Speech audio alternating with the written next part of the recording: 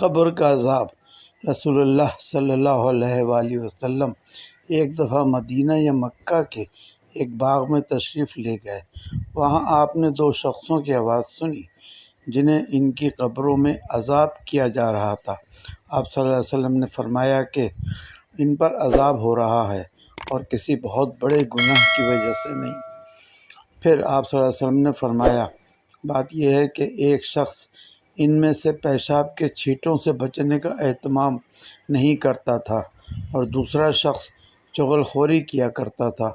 پھر آپ صلی اللہ علیہ وسلم نے کھجور کی ایک ڈالی منگوائی اور اس کو توڑ کر دو ٹکڑے کیا اور ان میں سے ایک ایک ٹکڑا ہر ایک کی قبر پر رکھ دیا۔ لوگوں نے آپ صلی اللہ علیہ وسلم سے پوچھا کہ یا رسول اللہ، یہ آپ صلی اللہ علیہ وسلم نے کیوں کیا؟ آپ صلی اللہ علیہ وسلم نے فرمایا، اس لیے کہ جب تک یہ ڈالیاں خشک ہوں شاید اس وقت تک ان کا عذاب کم ہو جائے۔ صحیح البخاری حدیث نمبر 216۔